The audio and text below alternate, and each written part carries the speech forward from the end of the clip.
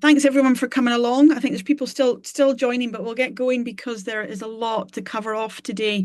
I've invited Fraser along here to run this webinar because I've known Fraser for a very long time. And Fraser Well, is the epitome of sales, which is I don't everybody's know if that's a good thing, right? No one likes salespeople, yeah. This is the first of three sessions that we're going to be running in this webinar format. The first today is really just a high level overview of what should a good structure look like and what does good lead gen look like. But I won't go into too much more detail because Fraser has got a lot of slides to go over.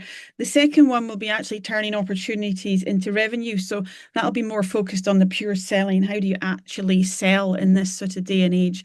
And the third one will be technology and hybrid selling, using technology to support all of this process. So we'll go through lead gen, selling, and then actually how do you get some tools to Mm. actually help you along the way. So Fraser has a raft of experience and has worked with me in numerous organizations other than just the chamber, but has about 60 plus organizations across the globe, haven't you, Fraser? Right up to over multi-billion pound Yeah. companies working with the sales team. And we were having a chat before we got started here, and very much on the same wavelength. Fraser has mentioned it, and I'm the same. I have been in multi-100 million pound organizations helping with the sales. I have been in your 6 to 10 million pound organizations doing sales, and I've been in organizations trying to sell £100,000 worth of turnover. And to be honest, it's the same sort of infrastructure, isn't it, Fraser? It's the same problems, same issues. However, the same what good look like actually works across all the sizes. Fraser will give us a little more insight today. So I'll pass over to you, Fraser, so you can get going with your wisdom. Yeah. No pressure. And look, we'll do a Q&A. And as Linda said, selling it doesn't matter whether you're at the MVP stage and you're building a product, you're a one-man business that's making money, or a 10-man company, or 100-man, or 10,000. It's the same set of problems. I mean, I was in with a business today that's $1 billion company, and they've got less structure in there than many of the small businesses I know. Yeah. So, and I think as we move forward, it's easier for you guys to implement the and build a solid, healthy framework for selling than it is for the large organizations. And I'll sort of explain that in a bit more detail later. Yeah. So now, look, this is a chamber event, and I'm a huge fan of chamber. I think chamber is one of the most probably underutilized resources for businesses that exist. I think you should be members of multiple chambers, not just one, in a personal opinion. I know most people just join one. The value of a chamber, and again, Linda hasn't asked me to say this, but the value of a chamber is it gives you access to a network. It gives you access to a base of contacts. It gives you access to a community of people that are going through the same problems as you.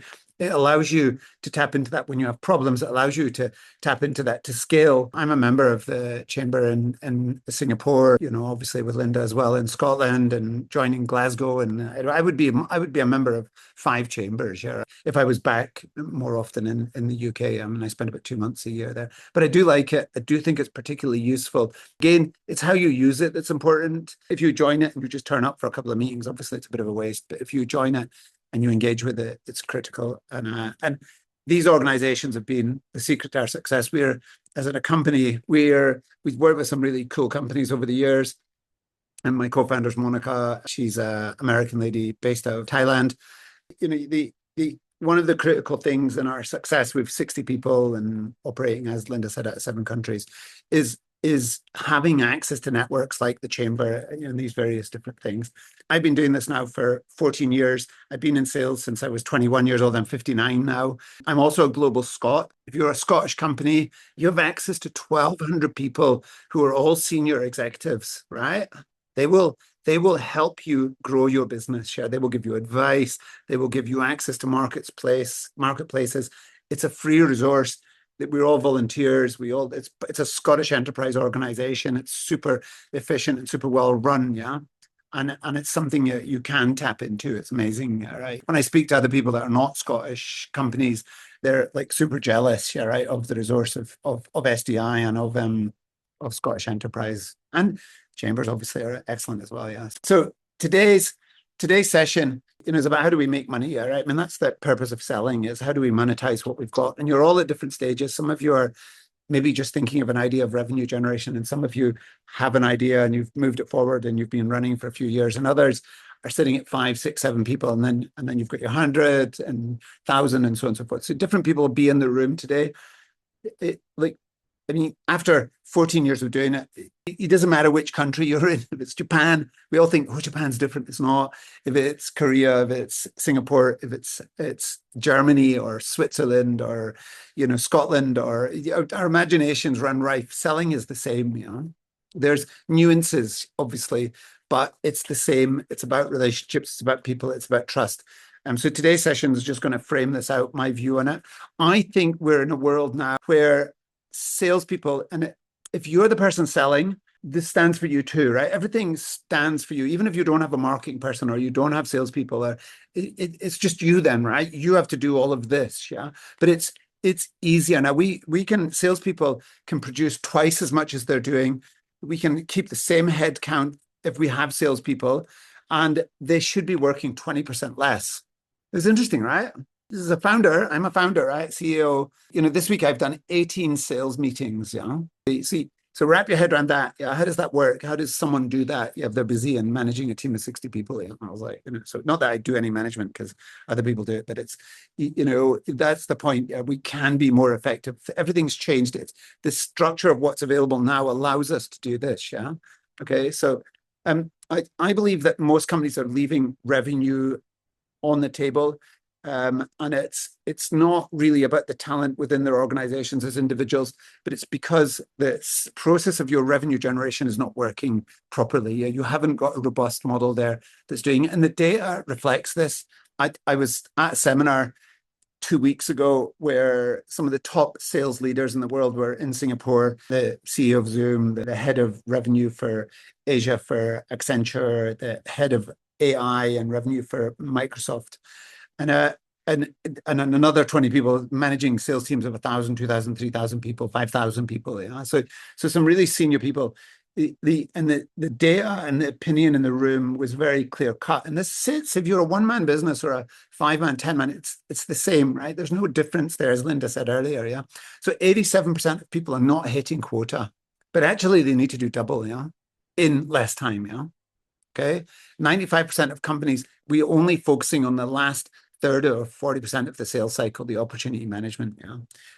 Most databases are not being managed. Okay, so people have databases of contacts that they've accumulated over their lifetimes, and they're not nurturing those databases properly. And most salespeople, most even founders, that are selling or whoever's doing the selling, they are not managing the full life cycle of the sales process, which is, and I'll say this a few times today, is lead to renewal. Yeah. If your salesperson is only doing the opportunity management and handing it off, you're probably going to fail as a business. Yeah. It's the modern way of doing things is everybody in the company is responsible for the process. Yeah. You all got to work together. Yeah. So we'll cover what I saw at this thing, why marketing and sales. And if you don't have a market team, it's fine. You just need to do both. It's fine. There's nothing wrong with that. Go-to-market model, existing database, what sales people are doing, how we do what we do because I'm always a believer that we should practice what we preach. And then technology, how it's going to remove the friction, and then a little bit of a case study. Before I start, what I want to do is just very quickly, I want to ask you all a question, right? Let's do a quick poll here. So I can get a sort of sense of where the room is, yeah? So if you could fill this out, how is revenue generation at the moment? Is it working well and you're scaling? Are you surviving, but it's tough? Or which is the Scottish answer? That's the humble answer, right? And then struggling to get a consistent flow of new business, yeah, right? So where is everybody at? Yeah, and there's no right or wrong, and it's not. It's you don't see each other, so it's good. Yeah. So 22% of you are doing well and scaling and growing, which is brilliant. So today, what you should be taking from it is how do I adapt to this next 2 years? What should I be changing? How do I change? Surviving but tough times, that's good. It's healthy, and then half of you are struggling, right? Finding it difficult to get a consistent flow of revenue, which is normal, okay? And the others, I'm assuming maybe you're not selling or you're not doing something to do with sales. So it's about right. About 50% of you are finding it difficult. So you hopefully today I can give you some things and get you thinking about things. Look, 35 minutes presentation is not going to answer your questions, okay? It's not going to give you, it's just, the idea is to get you to think about things. The idea is to get you to reflect on what you're doing, and then start to drill in. The next session will sort of break it down, yeah, so in more detail. So what's the market telling us? Insights. Look, the buyer journey has shifted. This is really interesting. 90% of people, businesses, have made the decision of what they want to do before they engage with the seller. Now, what's really interesting is 83% of the people that get contacted first by them get the business. So what does that tell you? What does that say? Communication, absolutely. You need to approach them, be quick. Yeah, I agree. Quick. Act now, not tomorrow. I agree. Being first is key, yeah? Yeah. So, see, there's two bits of information there that are really important, okay? One is people know what they want. So the old-fashioned methodology of the problem statement is not relevant anymore, right? The selling framework used to be show the client the problem and then they'll buy from you, right? But they already know what they're doing. They already know what they want to do. They want someone to do whatever needs to be done, right? So let's not be naive about this, right? You know, the critical thing is your clients are far more sophisticated and knowledgeable. The second thing is if you're not interacting with them and you're not the person that they trust and want to have a conversation with, it's unlikely that you get the business. You need to be communicating with your audience on a consistent and regular basis. Two types of sales. There's one-off selling, right, where we sell one thing, maybe CRM, you buy it once in 5 years, yeah, right, as an example, okay? You better be front of mind, right? You know, with the clients, because you don't know when someone's going to change the CRM and they're not happy with HubSpot or Salesforce as you know, whatever. Right? The counter of that is people buy stuff on a regular basis. You want to be interacting with them. So when they're ready to buy, they come to you, you know? Okay. Consulting services, engineering, etc. Right? Okay. So everybody is super conscious of this. The talent gap is compounding, hiring, right, ramping fast, retaining. You know, the most neglected problem that happens in sales worldwide is everybody assumes it's easy to be a sales manager. It's not. And if you're running your own business, who's managing you? Who's coaching you on what you should be doing right and that it's working or not working? And then AI integration is misunderstood. The opportunity is not the tools, okay? If you're using ChatGPT or you're way behind the curve here, right? You're like that is not what's happening. You need to be using technology to build your proposals or to, you know, to assess your sales process or to manage your CRM, right? It's how you're doing it that's critical, yeah. And then the future commercial model is sales and marketing and that, unifying that into one space here, right? Which might not be relevant to everybody here, but if sales and marketing are not one thing as we move forward, again, it won't work, yeah. So 3 numbers. Look, that's the database here, right? You know, we need to be thinking about that. Okay, one team, one journey. I just want to sort of put this across, but marketing tends to sit autonomous from sales. They hate sales. Sales hates marketing. Like age over. Stop, yeah, right? There needs to be an aligned model, one commercial team, content, warming buyers, salespeople engaging with contacts before they want to buy, right? Which is just not what salespeople do, right? Shared databases where we're all having different inputs at different points within that process. The lead to renewal. So from the moment someone comes into your world to the day they renew with you, that's a whole cycle, you know? It's not, we're all thinking too short term, yeah?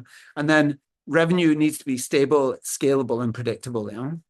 And technology is at the very end, I'm going to show you a little bit about what technology can be doing, but you can see here lead generation, the first meeting, the discovery meeting, proposal, onboarding, renewals, yeah, right? So you've got this cadence here, marketing, sales, and leadership. Leadership cannot be avoiding sales. As soon as the CEO says to me, I'm not involved in the process anymore, is the death of the business, right? I get it. They like to do stuff, right? You know, that CEO stuff. They need to be involved in revenue generation. The biggest organizations in the world that I've worked with, Chubb, the insurance company, the CEO did one sales meeting every week. And he was involved in 4 or 5 other projects, the $1 million, $100 million projects on a constant ongoing basis, yeah? So if he's doing it, everyone else can do it, you know? And clients like to meet the CEO, they like to meet the manager director, they like to meet the CFO, they like to meet the head of marketing, they'd like to meet the CEO. They don't want to meet salespeople all the time, right? So there's three parts in go-to-market. Remember this is the base marketing axiom that 3% are actively looking. It's hard for us to compete with the marketplace because we tend to get found by inbound and AI optimization stuff. We don't have the budgets to fight in that space, but 7% of the market is aware they have a problem, but they're not buying, you know? So if you're talking to people, that's going to come out 1 in 12, 1 in 13, right? But then 30% of people that you talk to, if it's the right person, the right company, and typical buyers of your product, 30% have a need, but probably don't know they have a problem, you know? So if you maintain that relationship over time, that's when you get this person coming to you and saying, hey, Fraser, what do you want to do, right? What do you think I should do? Sorry. You know? So 60%, forget it. It's not going to happen. Let them go. Don't fight for it, right? Move on. Move to the people that like you, you know, trust you, okay? So 37% of the marketplace is our world that we operate in. Yeah? So in the three critical parts, there's your personal brand is super important. It's never been more important to get branding right. And you can go into Gemini and you can say, hey, help me build a branding strategy, all right? And it'll help you do it with the time that you've got, an hour a week. And then you execute from a content from this webinar here, right? It builds brand, yeah. Marketing is getting out there. It's a little bit of inbound marketing, website optimization, and outbound marketing is where the low-hanging fruit is for small businesses. We can use LinkedIn, we can reach out, we can engage with people, we can go networking, we can to the right places, we can run webinars, we can involve ourselves with organizations, and we can do various different things that get us out there in a scalable fashion that's not super expensive. You know? Okay, so 3 component parts. Okay, I love outbound, right? Outbound is what we do as a business, but it is also what everybody should be doing. Yeah. So look at this list of things here: LinkedIn database building, LinkedIn initial messaging, ongoing nurturing, lead to prospect appointment tracking, networking events, database mapping. Your existing database has got so much money in it; it's staggering usually, unless you're 18 years old. Yeah. So what I'm going to do is I'm going to ask you another question, right? So which methods here are you using? Which ones of these? You can scroll down as well, yeah? So which methods are you using, yeah, right, to drive revenue into your business at the moment? That's good. So LinkedIn, large percentage of you are doing LinkedIn outreach. That's great. Some of you are doing lead nurture, networking events. That's good. Excellent. Database mapping. So just a small percent, only a third of you have mapped your database. Within your database is an asset, yeah, right? And I'll cover that in a second. Partner management is tricky, but something you should consider: getting referrals, introductions, personal comms good, thought leadership and posting. Not enough of you are posting here. That should be 100%. Remember something: if people don't know you exist and you're not reminding them you're around, they can't buy from you. You know? I like writing white papers. I'm like, but you know, I'd like to take the knowledge that I'd like to get what's in my head out into something that's tangible. Yeah, right. I'd like it as a personal level. I know when I post a white paper in LinkedIn, it's limited engagement. People like short stuff, but I don't really care. Yeah, I still write them because I like doing it. Yeah, right. You know, and and actually it's ended up being extraordinarily valuable. But I did one on Tuesday, and then the head of GITEX, which is the largest exhibition in Dubai.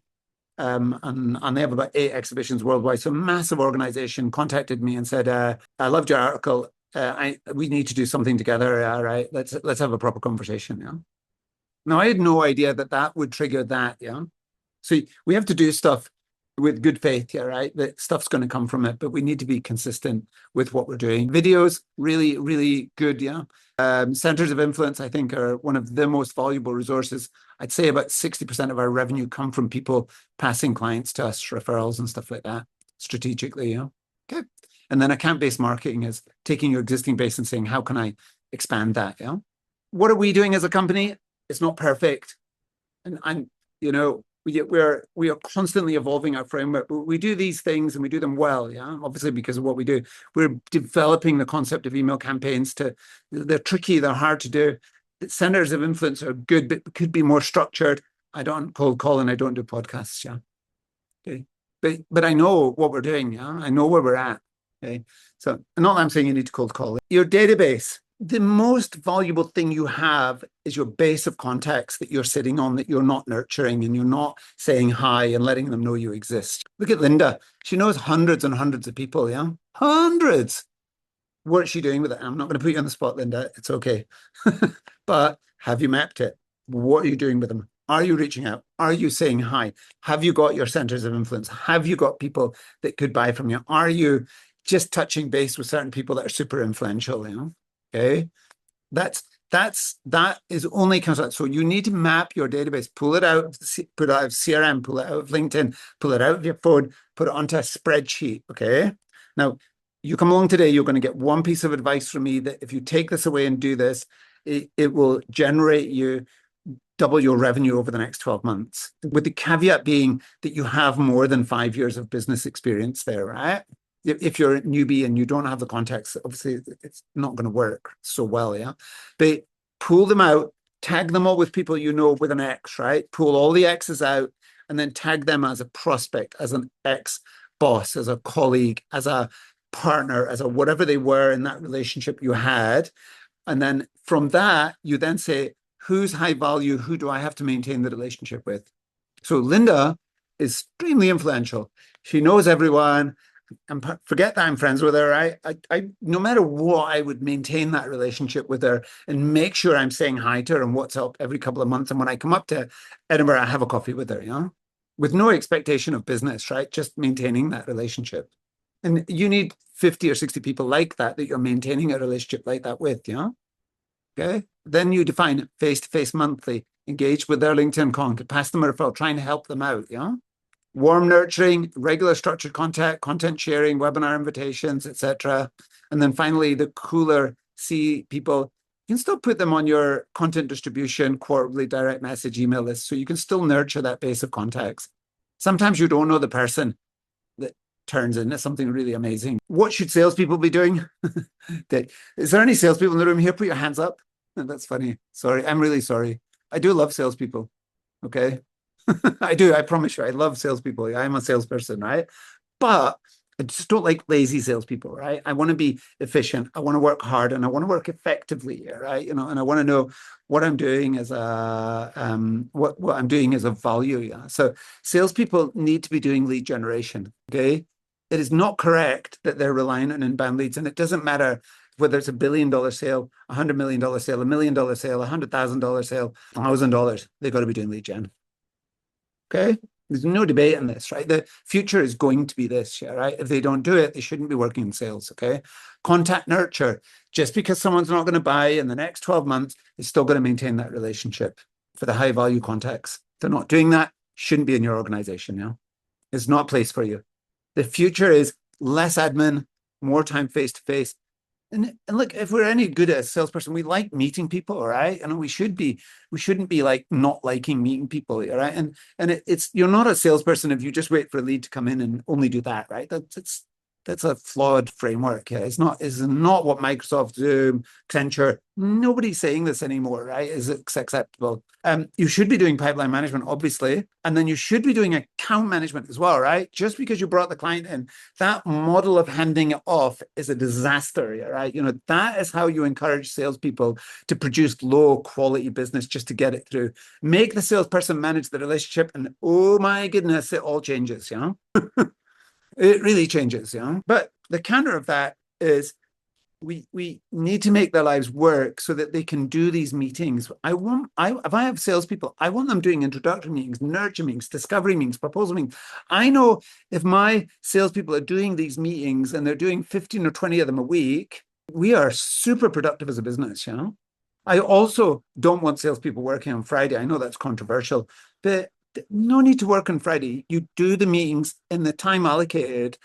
You know, I'm personally, I only do meetings on Tuesday, Wednesday, and Thursday. Monday is an admin day. Friday, I can do whatever I like. You know, I'm not into this nonsense of, oh, work really hard. Yeah, right. You know, it's like, it's how do we be effective? If I can do 30 meetings in a week and still do my admin on a Monday and I have a team resource supporting me, why would I not chill on a Friday? You know? And I tell you what, your salespeople will be stickier, they'll be happier, and they'll be more productive. So our job is to make the world work. So you can see But I'm saying it's a holistic thing within a business. It's not enough to say marketing and operations, and we all hate sales because they're all assholes. Yeah, right. It's we're all working together to make this work, which provides stability and security for everyone. Yeah, but the salesperson also cannot be obnoxious and not play the game. They have a responsibility here, which comes back to good quality management, learning how to. If you can't manage a salesperson, you either learn or you shouldn't do it, right? Like the young generation, my turnover of staff and 80% of our staff are under 27 years old, 28, right? And we have a turnover of 6%. We have a productivity through the roof. They only work a 4-day week. It's about management, right? It's the skill of the manager that's the critical thing here, right? Not the salesperson, yeah. And just to put the point over, right? I mean, I run a business, and I took the last 2 weeks of work. I had a week's holiday in between, and 22 meetings just prior to going on holiday, and 36 meetings this week, yeah. And I'm not stressed. I've done 7 client-facing meetings today, and I've run a webinar, yeah, and I've still got another meeting to go to, but I'm not working tomorrow. So it's relatively easy to do it if you're organized and structured and you have the support structure there, which is what we're doing. And again, we come back to this sales management piece, yeah. If your salespeople are pitching too early, if they're not doing research, if they're asking too many questions without listening, if they're not summarizing the right way, if they're asking no questions and demoing, if they're not booking the meetings after each meeting, if they're not building rapport, if they're not able to do these things, you need to know they're not able to do them, right? And be able to coach them and develop them and help them get better. How are you doing that? Okay. At the moment, nobody manages salespeople. We know that high-functioning salespeople make terrible managers statistically. There's a 90% failure rate in that, yeah? Like in the big world, yeah, right? The data is very clear. Mid-level salespeople make better managers, yeah? Because they've had to work hard, they've had to learn. It takes time. They're not naturally gifted at it, yeah? So they transfer the knowledge of what it takes, what it took them to learn, yeah? So now here's the interesting thing. Technology is changing it quite profoundly. I don't use CRM. I use Google Sheets, and we are CRM experts. I've implemented 50 HubSpot systems for clients over the years. At the end of the day, a spreadsheet with Claude over the top of it is working beautifully. Yeah, with an assistant, a BDR person managing the data that sits inside it. Yeah, so human AI and Google manages the salesperson's time, yeah? That's the only reason I can do 30 plus meetings in a week and not be completely done in, yeah? Like Zoom has a technology that records the conversation and what you're saying, and you can pull all that information into a centralized place. And then if you have a framework for your sales process, you can put that in, you can put the framework in and say, this is how a first meet should look. This is how discovery should look. This is how collaboration should look. This is how negotiations look. It then takes the transcription and based on the framework gives feedback on how good was Stephen, right? How effectively did Kay ask questions and listen based on an active listening framework. And it can give you as a manager feedback straight away, which then allows you to coach the salesperson, yeah? That's amazing, right? I one of my guys, Will, actually, he's really he's a founder now and he's equity and part of the business and managing director and amazing guy. But last year produced about 15% of what I produced in the year, revenue-wise. I mean, we worked really hard. We coached him. We analyzed what he was doing constantly. This year, he's 50% ahead of me. Yeah? This transformation is possible. Yeah, the human in the loop. Yeah, right. We taking the information of what's going on and facilitating the salesperson's life with a human being and technology. Why would I take someone that I can put in front of 30 people and make money from it and have them doing admin crap? Yeah, it doesn't make sense. So the AI and the human lets you do that. And then another use case, Claude is a beautiful piece within it, right? I don't have shares in Claude, so I wish I had, but so it has a project section where you can put all of your data in there. So I've got all my white papers, all my content, all of my proposals, all of my structure of what we do for clients, yeah.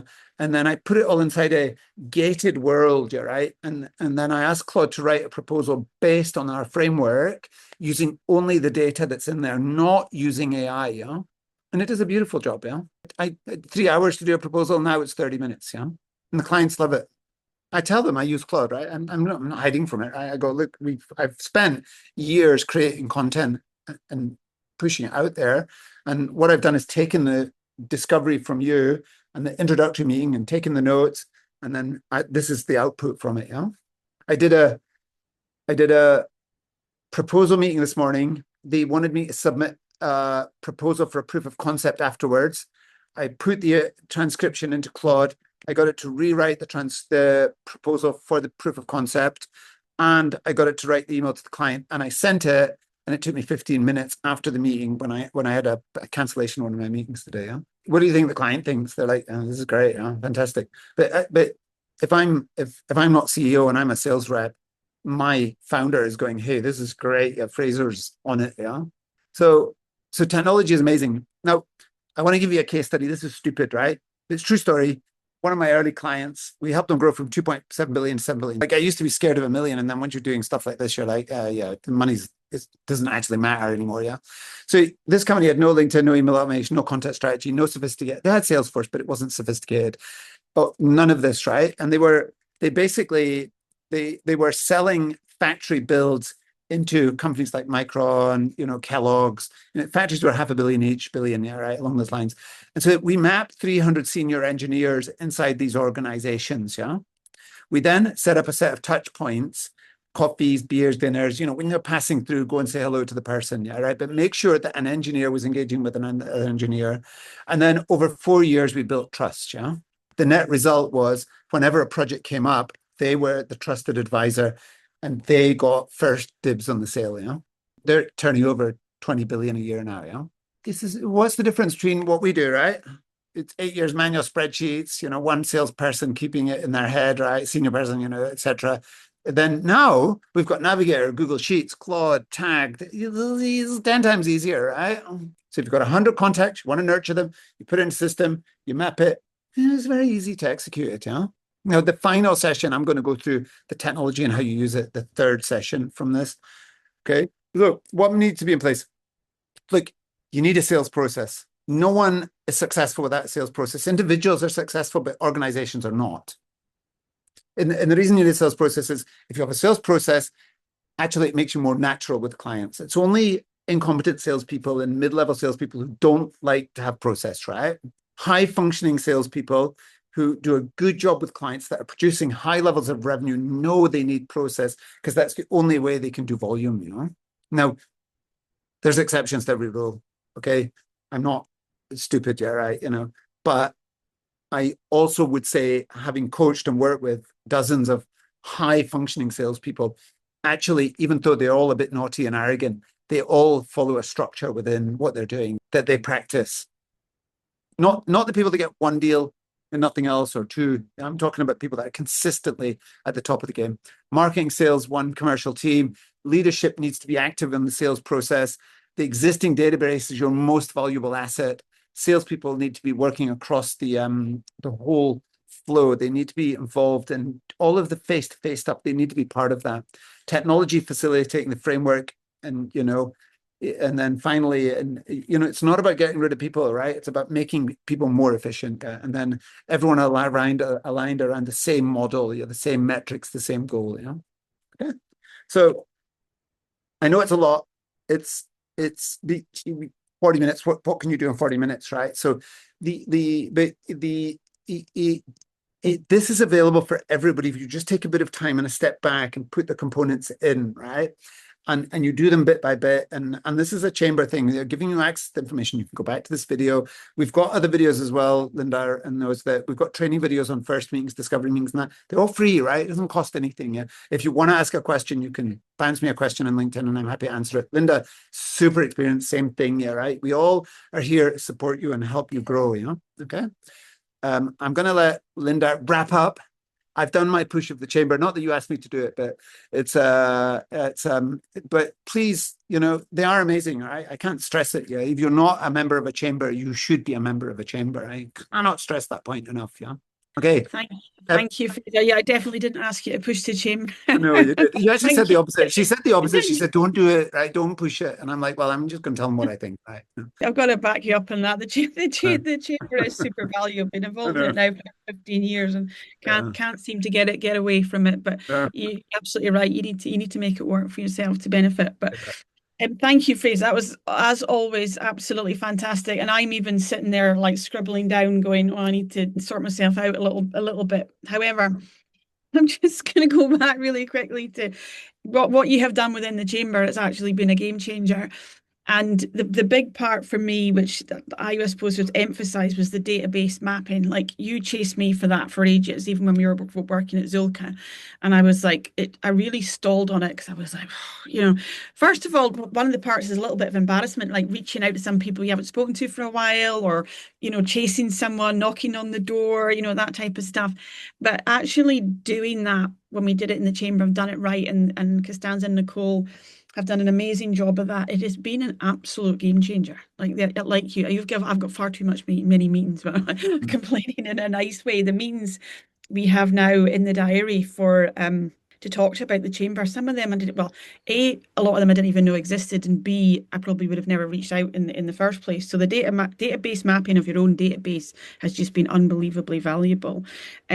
Expanding the database again, reaching out to people I would have never have thought to reach out to before. My database is absolutely massive now. So um, one of the things that I just want to ask a question, then we'll open up the floor to other people and questions, Fraser, is see that everybody in the company is now a salesperson. I've been hearing that quite a lot over the last few years now, and I'm not sure about all the different sizes of the companies on the call just now.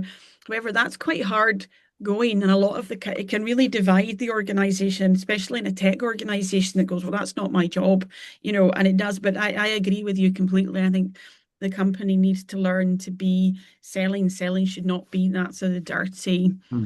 dirty language. So how do you get the whole company to come on board and kind of understand that they're not actually salesperson people per se, but it is important that they're Yeah. just the I, sort of I mean, inside. it's a cultural thing, isn't it? Right? Everybody has an Yeah, influence in sales is the thing, right? It's not that everyone's a salesperson. So, we're not saying yeah, everybody has to physically sell. Although we should love our company, we should be supporting the company. If the company does well, we have more stability and our jobs are more secure and more stable along those lines. What I think it starts with the CEO.